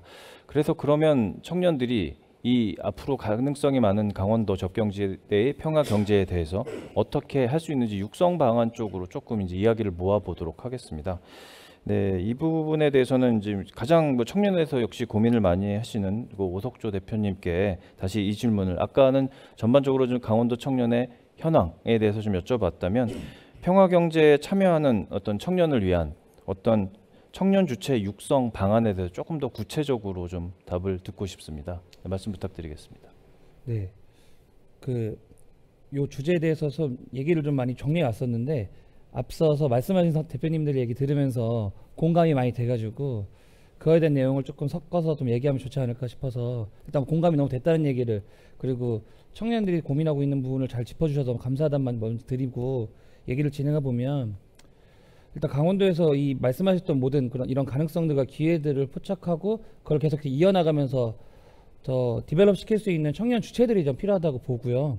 주체 발굴을 위해서는 좀 당사자 조직들이 주도하는 청년 정책이나 사업들이 필요하다고 보여지는데 현재 강원도에서는 지역을 떠나지 않고 이 안에서 나다운 삶을 좀 살아가기 위해서 나다운 삶을 찾기 위해서 춘천원주 강릉을 중심으로 다양한 청년 활동을 꾸준히 수행해온 사회적 경제 주체들과 그다음에 청년 주체들이 모여서 결성한 이제 사단법인 강원살이라는 팀이 있는데 그 친구들은 이제 각 지역을 거점으로 삼아서 강원도 전 지역 청년들을 위한 문화 생태계를 고민하고 있고 관주도가 아닌 실제 강원도에서 삶을 살아가는 청년들이 본인들의 생존과 생활을 위해서 자기가 겪고 있는 사회적 문제들을 해결하고 직접 서비스를 만들고 제공하면서 우리가 원하는 일자리들을 직접 만들어가고 스스로 만들어가고 있는 친구들이 있는데 이런 친구들이 현재도 강원살이의 회원단체들은 기업의 생존을 위해서 새로운 청년들을 필요로 하고 다른 한편으로는 일상생활에서 사회적 지지망이 되어줄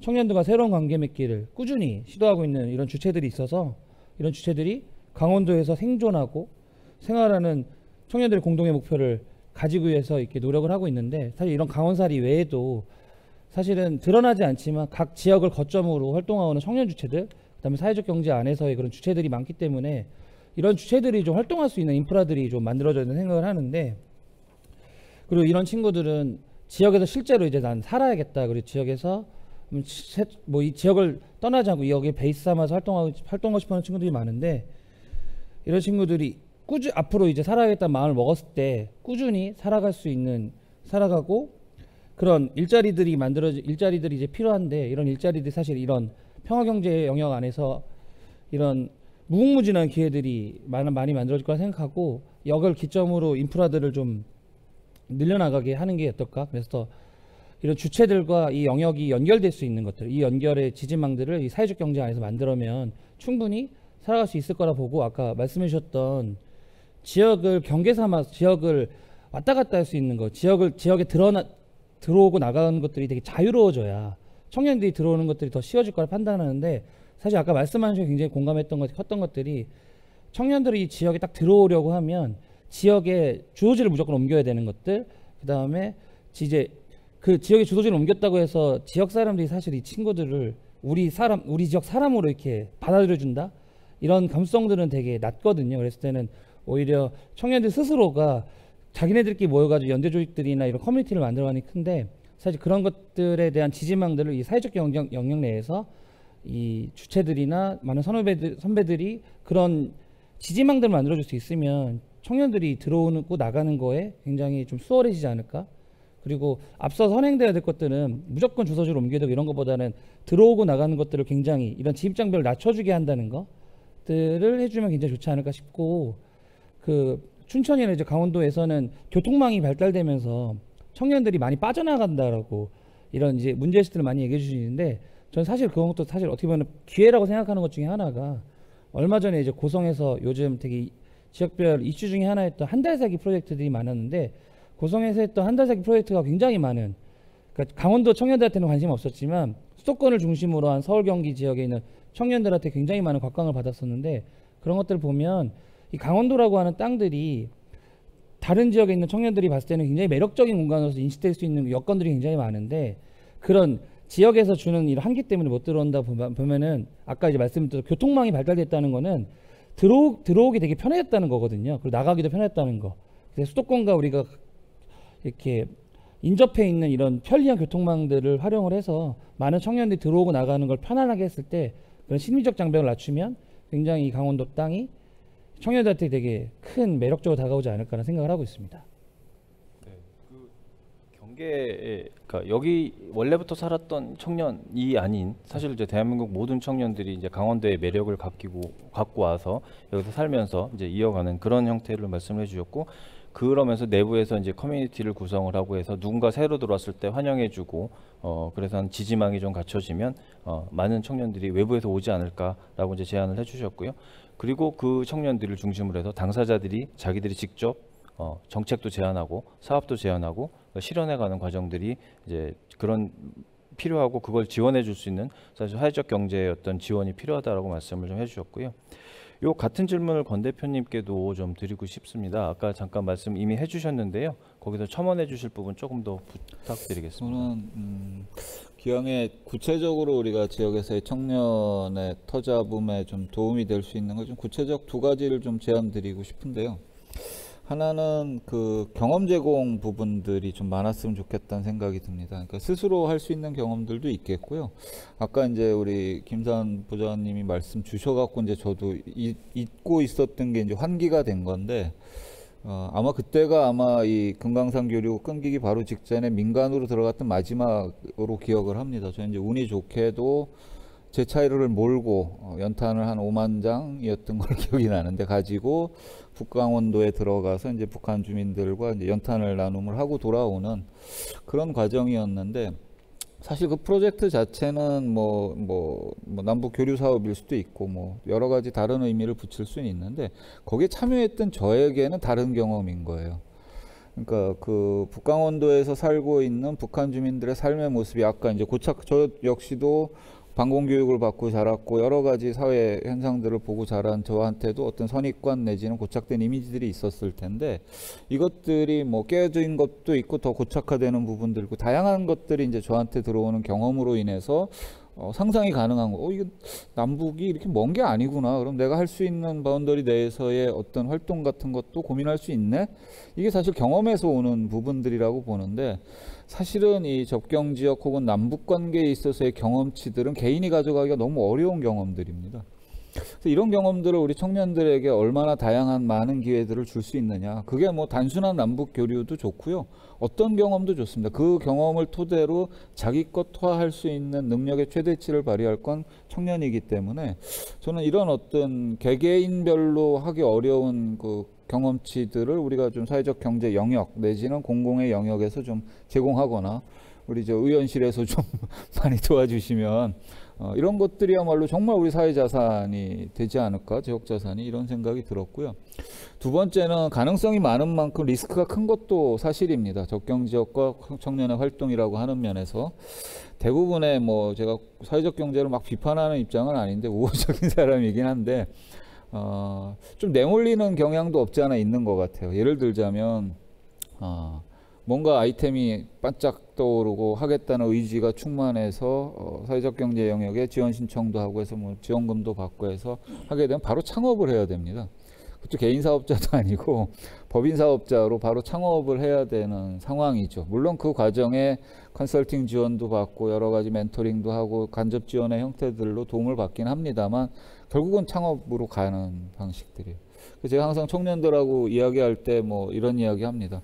나는 짜장면을 잘 만들 수 있을 것 같아서 시작을 했는데, 그리고 덜커덕 창업까지 했는데 손님을 만나고 이야기하다 보니까 내 재주는 짬뽕이었던 거야. 바꿀 수 있어야 하거든요. 근데 이 유연함이 발휘하기가 굉장히 어렵습니다. 그래서 저는 일정 부분 좀 완충지대, 마치 DMZ가 군사적, 물리적 완충지대 역할을 하듯이 우리가 청년들이 새로운 리스크가 크지만 가능성이 높은 적경지대를 만날 때에 그 활동의 완충지대를 어떻게 장치화할 거가 아까 이제 말씀드렸던 안전장치 같은 건데요. 그래서 그 뭐 짬뽕 만들러 적경지역 갔다가 짜장을 할 수도 있는 거고요. 실제 그렇습니다. 이 군인들이 굉장히 좋아하는 중국 음식에 대해서 또 새로운 실험들을 하는 지역의 청년 셰프들도 많이 생기고 있고요. 이런 것들이 앞서 얘기했던 공공에서의 경험 자산들을 어떻게 청년에게 줄 것이냐와 이런 어떤 안전장치로서의 완충지대 역할들을 어떻게 제도화하고 그들의 실험들의 유연함들을 부여할 수 있을 것이냐, 이 정도만 해준다라고 해도 저는 그 이후의 몫은 다 알아서 할 것 같습니다. 그리고 잘할 거라고 또 생각이 들고요. 좋죠. 네, 잘 하실 거라고. 이 정도 저는 말씀드리고 싶습니다. 네, 뭐 유연함, 아까 실패를 용인함, 뭐 같은 말일시라고 생각이 들고요. 뭐 자유롭게 이것도 하고 저것도 해보고 이런 경험 저런 해서 그 경험들이 쌓여서 누적이 돼서 결국은 폭발적으로 성장하는 거라고 생각이 드는 거고요. 그럴 조건을 마련해야 된다는 이제 말씀을 주셨고요. 뭐 의원실에서는 혹시 강원도 청년을 위해서 좀 준비하신 아이디어나 이런 건 없으실까요? 정당의 나이로 제가 청년을 벗어난 지 좀 얼마 안 됐거든요.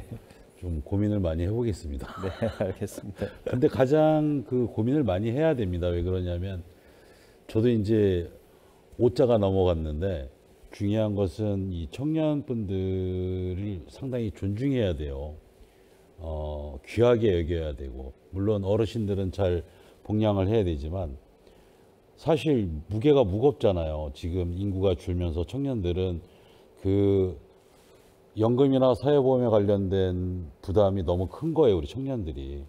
그래서 이런 부분들은 뭐 저희 의원님뿐만이 아니라 많은 분들이 고민을 하고 있기 때문에 정책적으로나 법률적으로 지원을 하는 어떤 제도라든지 이런 것들을 통해서 지원을 하는 방법도 있을 거고, 많은 아이디어들을 더 공감대를 형성할 수 있는 뭐 아직까지는 이제 뭐 사회적 경제 네트워크라는 이름으로 많은 활동들이 이어졌었는데 지역에서 평화 네트워크라든지 뭐 평화 빌리지라든지 이런 개념도 좀 도입을 해서 좀 더 많은 아이디어들을 제안을 해야지 기다리면 안 되거든요. 이 기성세대들이 너 이거 한번 해봐. 해볼 수 있겠어? 우리가 도와줄게. 같이 해볼까? 뭐 이렇게 하는 사람이 많지는 않을 것 같아요. 청년들이 과감하게 창의적인 생각을 가지고 이렇게 생각하고 있으니 도와주십시오. 같이 해주십시오. 이렇게 요구를 해야 되지 않나 싶어요. 기성세대는 확실히 이제 생각이 다르잖아요. 뭐 또 우리 기성세대를 꼰대라고 그러고 뭐 꼰대 세대라고 그러고 그러는데, 여튼 제 개인적인 생각으로는 청년을 상당히 귀히 여기고 소중하게 생각해야 된다고 생각합니다. 그리고 더 많은 아이디어들이 혼자 하면은 아이디어들이 많이 안 나오잖아요. 모여서 자꾸 집단 지성이 발휘될 수 있는 그런 공간들이나 시간을 좀 많이 만들어야 된다고 생각합니다. 네, 뭐 아이디어 많은 이 청년분들이 이제 허의원실을 자꾸 놓고 하시고, 사회적 경제 센터를 놓고 하셔서 정책화되고 사업화되는데 큰 도움을 받을 수 있기를 좀 기대해 봅니다. 그 발제해 주셨던 고 대표님 이제 전체적으로 처음 발제와 이제 토론에 나갔던 내용들, 그러니까 DMZ 접경 지역의 평화경제 가능성, 관광산업으로서 가능성을 짚어봤고, 강원도 청년의 현재 문제점과 그다음에 어떻게 하면 이걸 극복할 거에 대한 얘기를 했는데요. 그걸 종합적으로 한번 아울러서 약간의 정리성의 어떤 그 코멘트를 좀 부탁을 드리고요. 그리고 패널 플로어에서 유튜브에서 올라온 질문 질의응답 시간을 가져보도록 하겠습니다. 네, 이제 강원도와 그다음에 허영 의원실과 등등 지역 사회에 부탁드리고 싶은 거는 저는 이제 오늘 주로 얘기가 나왔었던 평화 경제, 사회적 경제, 청년, 이 분야는 이 강원도정과 지역 사회가 가지고 있는 성과지표의 툴을 다시 마련해야 된다고 생각합니다. 성과지표 자체를 시도와 그다음에 실험과 실패를 허용할 수 있는 방식으로 바꿔줘야 되고, 얼마만큼이나 의미 있는 시도를 했는지를 객관화시킬 수 있는 지표를 개발하고 이 개발된 지표를 가지고 공무원이 불안하지 않게 이 프로젝트를 이끌 수 있게끔 도정 전체가 혁신적으로 디자인을 해줘야 됩니다.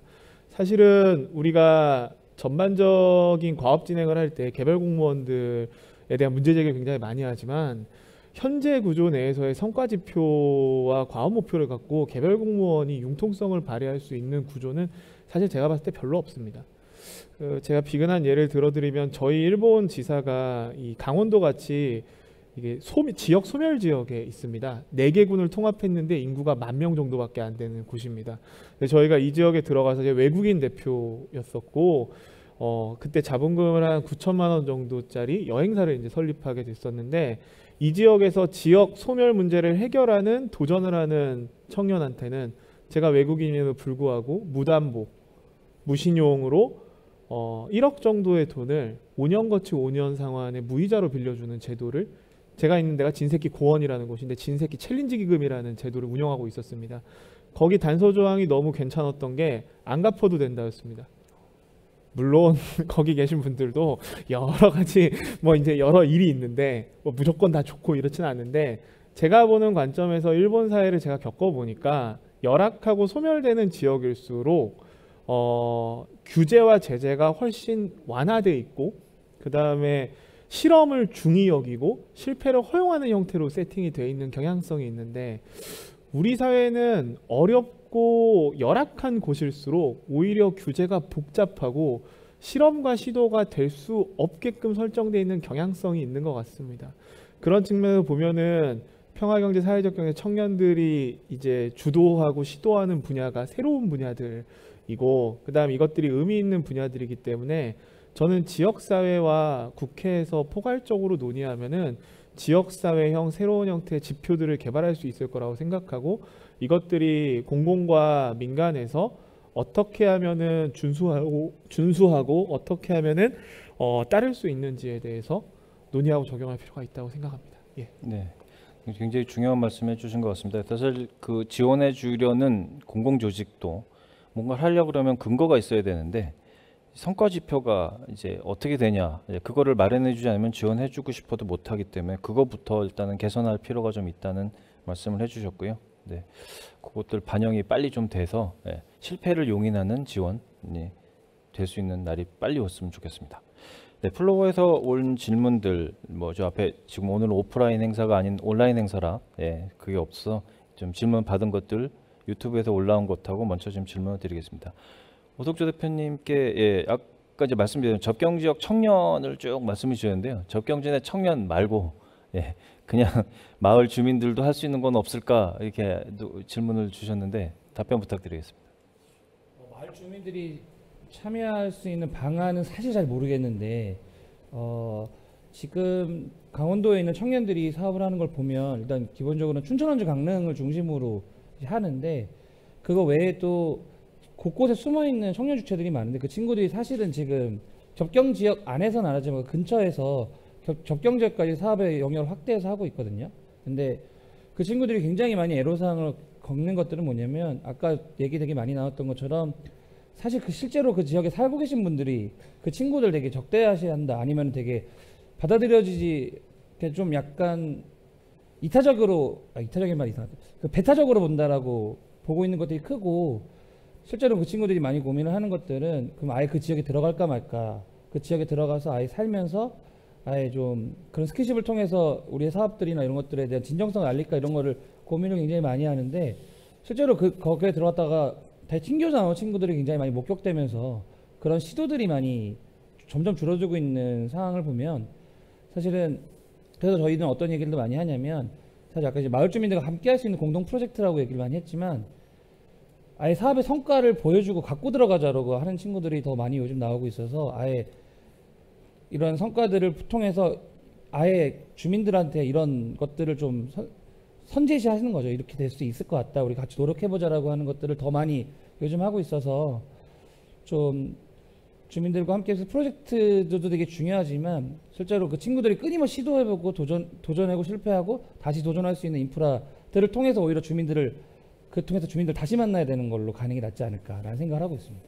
네, 그럼 청년들과 주민들이 계속 잘 커뮤니케이션이 돼서 네네. 마을 전체가 다 하는 사업이 되도록 좀 키워나가야 될 필요성이 있을 것 같습니다. 또 질문 들어온 것 중에 고 대표님한테 질문 들어온 게요. 네. 그 같은 접경 지역인 경기도 쪽에서는 혹시 어떻게 준비하고 있는지 좀 벤치마킹 사례가 있을까 하는 내용인 것 같습니다. 그래서 혹시 그런 게 있는지 일단 먼저 여쭤보고 싶고요. 그 경기도 분들이 오셔서 말씀을 해주셔야 될 것 같은데 경기도 같은 경우는 그런 장점은 확실히 있는 것 같습니다. 강원도 중에서도 서울 수도권이랑 가까운 지역이 있기는 한데 확실히 경기도 접경 지역은 서울 수도권이랑 가깝다 보니까 그 청년들이 유입되고 접근하는 코드가 훨씬 더 용이한 측면들이 있는 것 같습니다.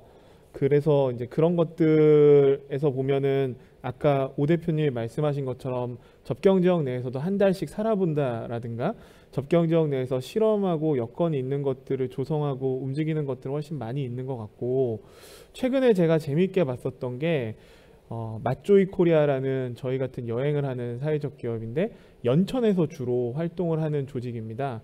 연천 내에 DMZ 지역에서 사시는 마을 분들이 대부분 외지인들에 대한 여러 가지 감정들이 복잡하신 걸로 알고 있는데, 이분들이 원래는 시골살이라고 해서 시골에 있는 그 지역 사람들의 집에 가서 하루씩 머물면서 홈스테이 하는 BM을 갖고 있는 조직이었는데, 한 2년 가까이 연천 지역을 샅샅이 돌아다니면서 지역분들 마음을 사고, 그 다음에 그 프로젝트를 진행을 하면서 지역의 컨텐츠를 엮는 잡지를 만들고 지역 내에 왔다 갔다 하는 한살살이라든가 아까 말씀하신 경기도 강원도 경계를 넘는 펀치볼 같은 데 여행을 하는 것들을 기획하고 운용하는 것들을 하게 되는데요. 제가 이 조직이 굉장히 매력적이었던 거는 10년 정도 생각하고 사업들을 진행한다는 거였고, 경기도 같은 경우에는 이렇게 재원의 이슈인 것도 있는 것 같기는 한데 이 정도 생각을 했었던 친구들을 품을 수 있는 일정 정도의 제도와 예산들을 만들어 놓은 게 아닌가라고 제가 이야기를 들으면서 느낀 게 있었습니다. 그래서 경기도 접경에서 주로 기반 구조를 만드는 사람들, 활동하는 사람들과 강원도 접경에서 기반 구조를 만들고 활동하는 사람들, 그리고 아주 일부긴 하지만 인천 같은 경우에도 접경이 있잖아요. 예를 들면 서해 5도라든가 이런 데들이 거국적으로 만나서 그런 것들을 논의하고 그런 것들을 네트워크할 수 있는 형태의 조직들을 이번 기기를 통해서 강원도 사경센터가 하나 만들면 어떨까라는 생각이 있습니다. 네. 말씀 잘 들었습니다. 답변 잘 됐으면 좋겠고요. 네, 그리고 권순욱 대표님께 질문 드리겠습니다. 네. 코로나19로 인해서 관광산업이 큰 타격을 입었는데 어떤 대비책을 갖고 계시며 향후 어떤 변화가 예상되는지 말씀해 주세요 라고 왔습니다. 답변 부탁드리겠습니다. 주로 어려운 질문 저한테 많이 주시는, 제가 정부를 대표하는 사람도 아닌데, 개인적으로는 최근에 지금 올해 4년차 그 문화체육관광부에서 하고 있는 그 테마여행 10선이라고 하는 것에 이제 강원도 총괄 PM을 맡고 있습니다. 올해 굉장히 힘든 상황이죠. 그러니까 사업비도 확보가 되어 있고 4개 지자체 연계할 수 있는 것을 한 3년여에 걸쳐서 네트워크도 해놨고 지역에 함께 할 수 있는 워킹 그룹들, 청년 그룹들도 잘 발굴이 돼서 이제 올해 정도에는 뭔가 꽃을 피겠구나 기대를 했었는데 사실은 모든 것이 지금 홀딩되어 있는 상황에서 아무것도 안 할 수가 없잖아요. 그래서 지금 그런 작업들을 합니다. 첫 번째 이제 저는 이렇게 생각해요. 이게 옳은지는 모르겠습니다. 저는 이렇게 하고 있다라는 건데, 첫 번째는 가장 기본적 질문으로 좀 돌아가 보자. 여행이 뭐였지?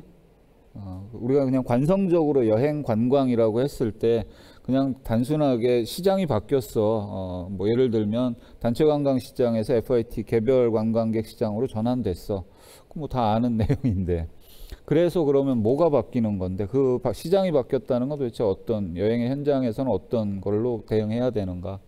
그 이전에 여행이 도대체 뭔가? 그래서 뭐 문화 접촉을 통한 문화 행동이다. 뭐 이런 정의들을 자꾸 내려보고 하는 것들이 좀 원론적인 고민들로 좀 돌아가 보자라는 게 하나가 있었고요. 두 번째는 얼마 전에 이제 춘천 같은 경우는 춘천 마임 축제가 마임 백신이라고 하는 작업들을 통해 갖고 좀 주목을 많이 받았습니다. 코로나 상황에서 축제는 이제 거의 뭐 80, 90%, 거의 100% 가까이 취소되는 상황에서 어떻게 축제가 존속할 수 있었는가에 이제 주목을 받고 있는데, 그 당시에 우리 강영규 감독이 찾아와서 이제 이야기 때 제가 이런 이야기를 했어요.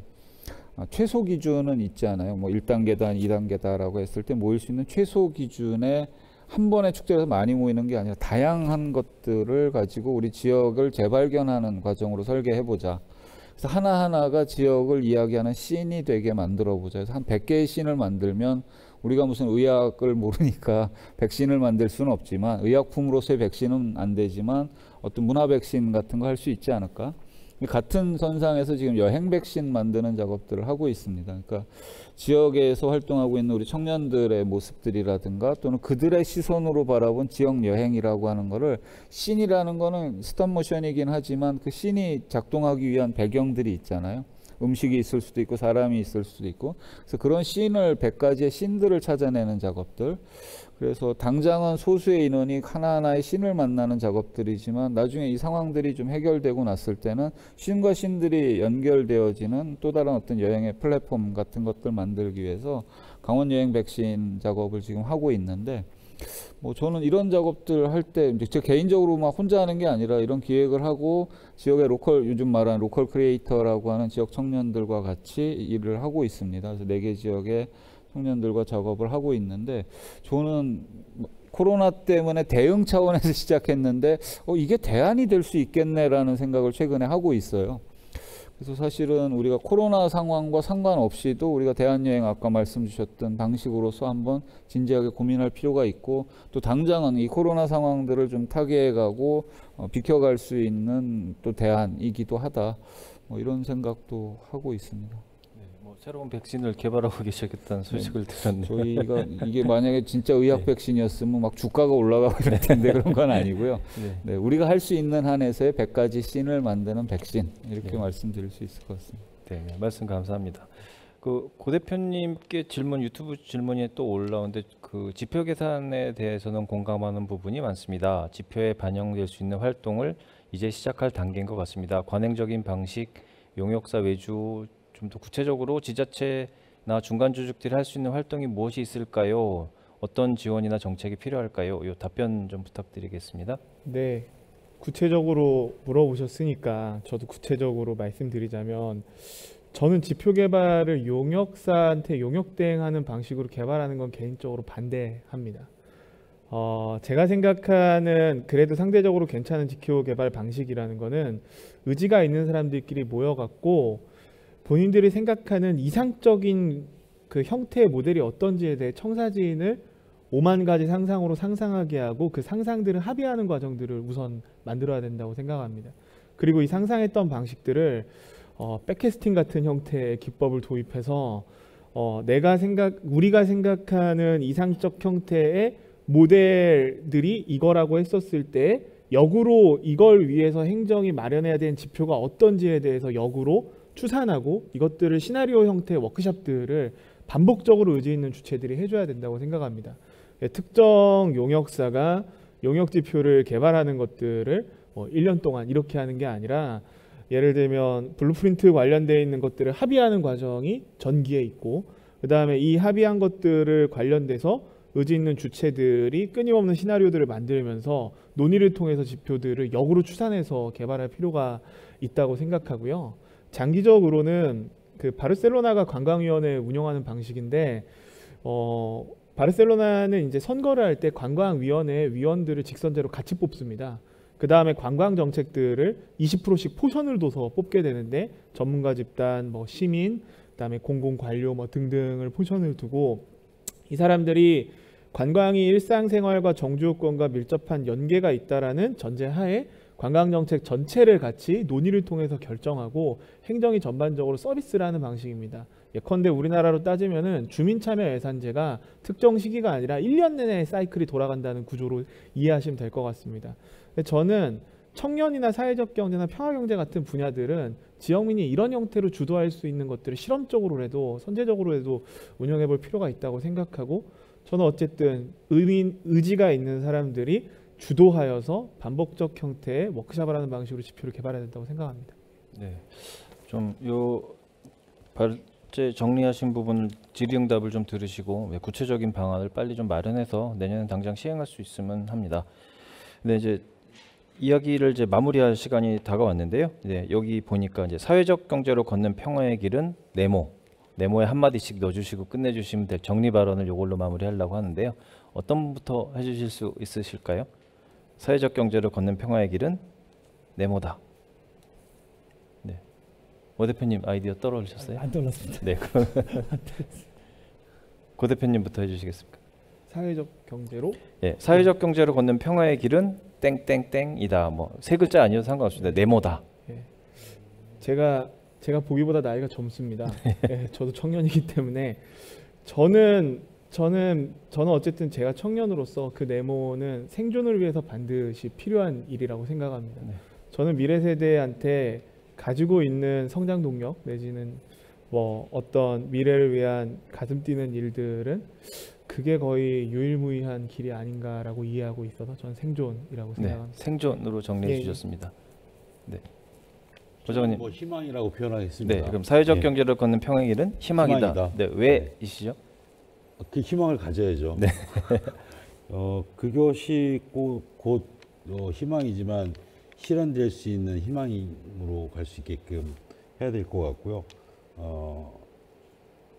사회적 경제가 그만큼 중요한 역할을 해야 된다고 생각을 하기 때문에 네, 사회적 경제 평화의 길은 희망이다. 네, 이렇게 명명하고 싶습니다. 네. 희망, 생존, 희망 이렇게 나오셨고요. 오 대표님, 네, 두 가지 단어 중에 고민하고 있는데 네, 적합한 게 뭔지는 모르겠지만 뭐 사회적 경제가 걷는 평화의 길은 저는 뭐 가능성 아니면 미래 먹거리다라는 네. 생각을 하고 있고요.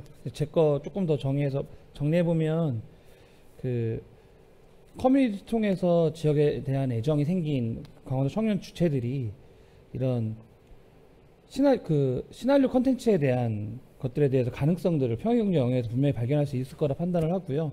수도권과 가까운 것들이 들어오고 나가는 것들이 편한 것들이 심리적 장벽을 낮출 수 있으면 이 청년들에게 강원도가 굉장히 매력적인 곳이 될 것이고 그런 평화경제 영역에 이런 일거리들이 우리 앞으로 들어올 강원도 청년들에게는 미래 먹거리가 될 것이고 앞으로의 살아가는 것에 있어서 가능성을 풍부하게 내재되는 곳이 될 거라고 생각을 하고 있습니다. 네.